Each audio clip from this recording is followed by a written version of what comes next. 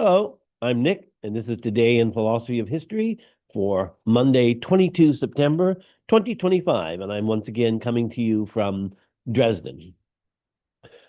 There was a series of books published in the 1960s called Centers of Civilization.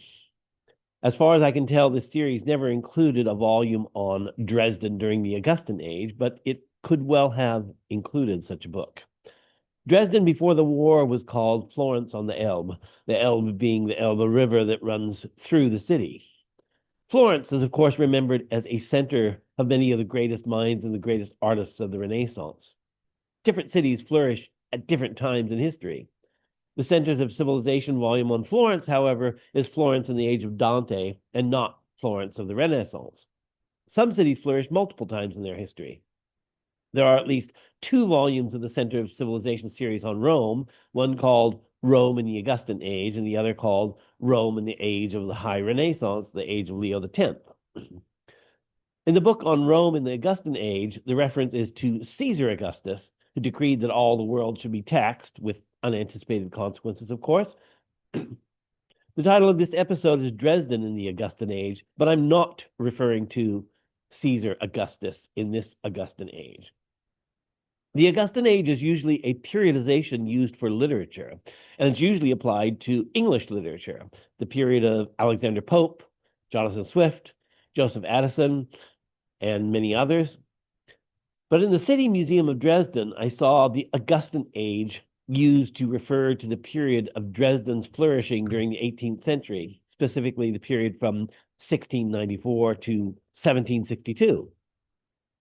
This is also called the neoclassical age, and I think it's more or less coextensive with what Foucault called the classical age in his genealogies.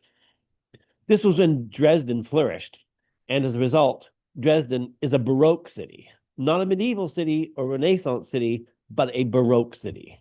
Or I could say Dresden was a Baroque city. During the night of February 13th to 14th in 1945, Dresden was subjected to one of the most effective firebombing campaigns of the Second World War. Most of the city was destroyed in that attack. I made an episode about this last year titled Dresden and the Technology of Mass Destruction.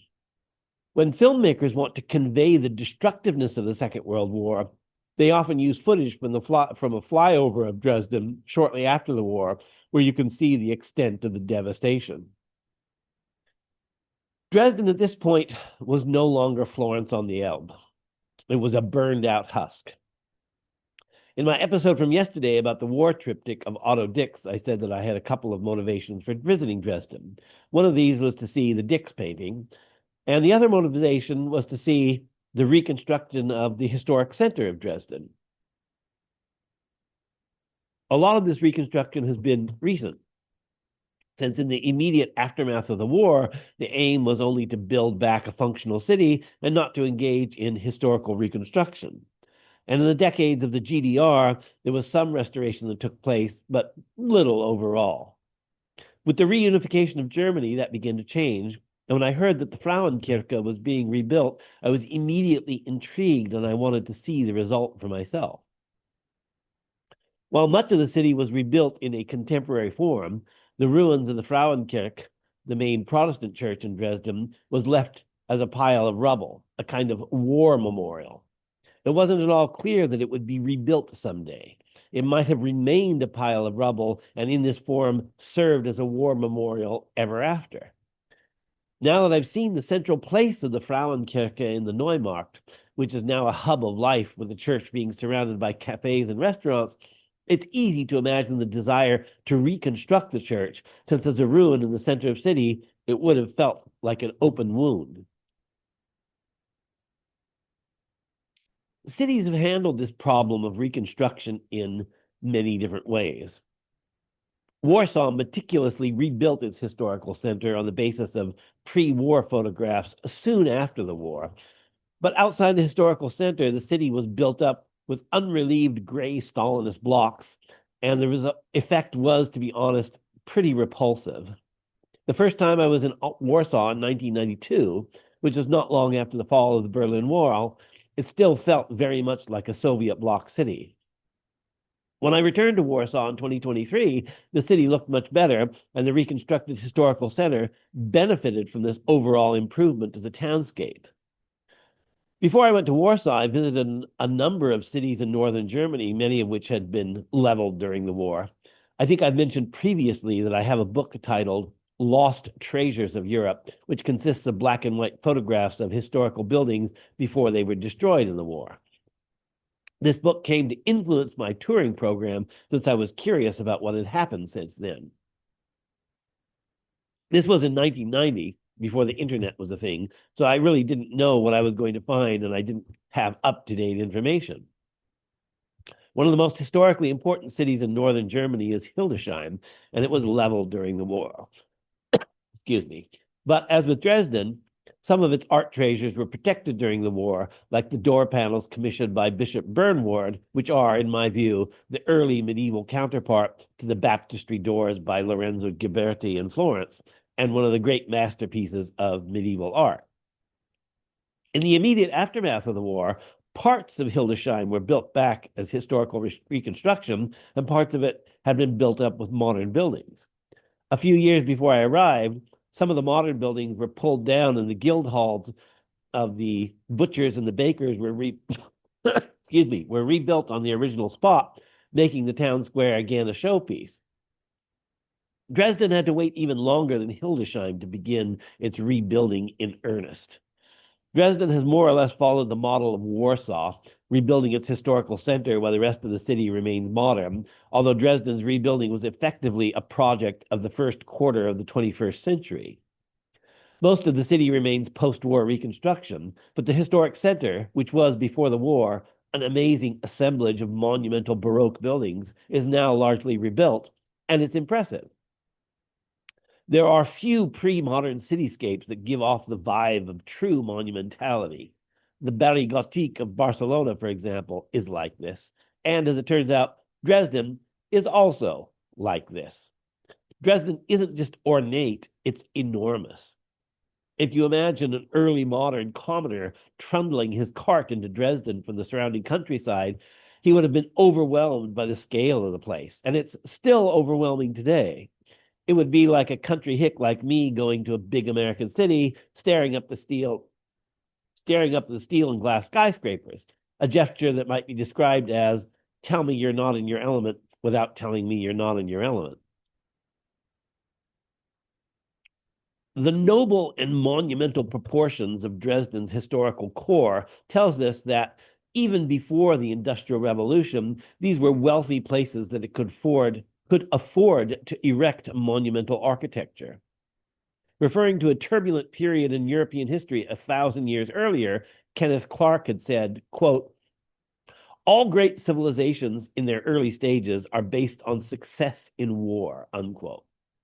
And this was true for Dresden and Saxony as well. The 18th century prosperity of the city was built on the firm foundations of success in war. The 16th and 17th centuries were a period of almost continual warfare, which can be seen in the armory at the Residenzschloss with its swords and halberds and war hammers and arquebuses and wheel-lock pistols and the many suits of armor.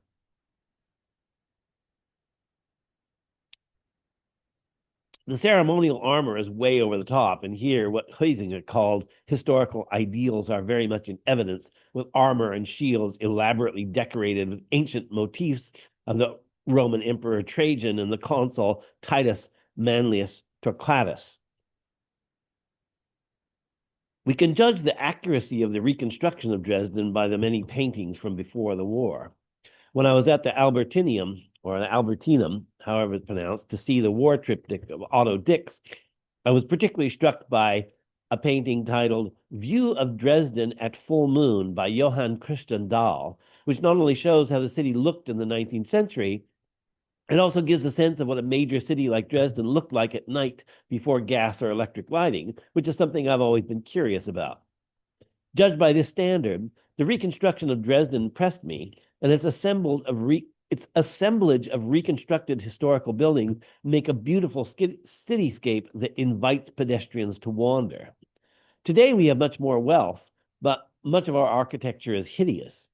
There's a growing movement, sometimes called the aesthetic city movement, sometimes framed in terms of architectural traditionalism, that argues for building cities along the lines of the traditional architecture of a region.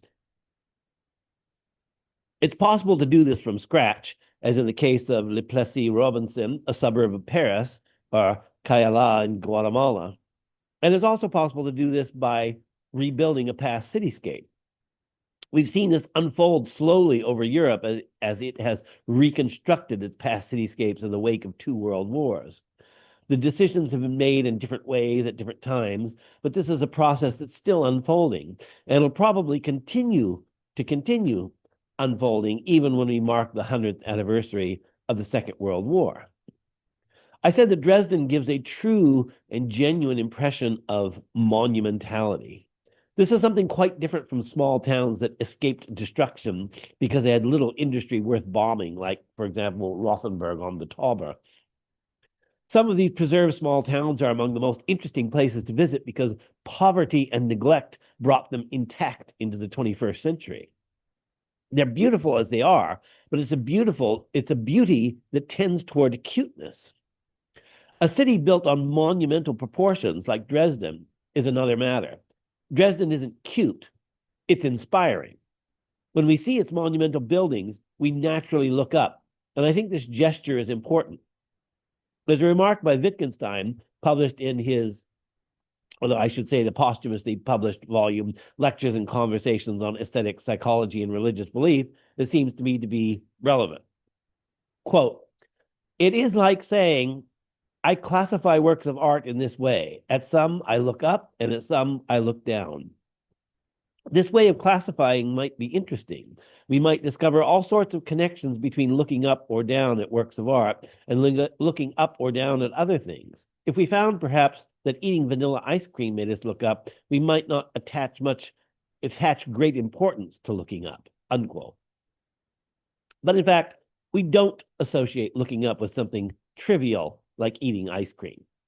Traditionally, the gesture of looking up has been associated with religious experiences, but great architecture also makes us look up. Many have observed, especially how Gothic architecture draws the eye upward. It's one of the most distinctive attributes of the Gothic style. The monumental Baroque buildings of Dresden also make us look up, or at least they made me look up. We marvel at them, and this marveling, I think, points to something important. Given the research that's been done on cognitive bias, really simple stuff that shows how even an artificial smile makes a person more likely to report that they're happy, there's probably a cognitive bias involved in the gesture of looking up, and it's probably something that has deep roots in our evolutionary psychology. Once our vision became clear enough to distinguish the stars, and once we became capable of aesthetic appreciation, looking up would have always been associated either with seeing the sun in the sky or seeing the night sky. And in the sentence, when I say our, I mean our in the sense of all life on Earth.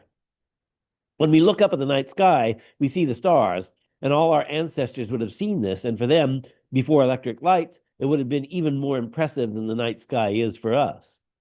Human beings have probably been looking up into the night sky for longer than we've been properly human. And that means we have evolved to associate the experience of looking up with the sun and the stars. And our underview of the heavens, in contradistinction to what Frank White calls our overview of Earth and space, in part made us what we are, shaped our evolutionary psychology. If we feel better as human beings to live in an environment that makes us look up in awe and reverence, then we're better off to construct our built environment in a way that facilitates this, as indeed our ancestors did. Dresden can now do this for us again.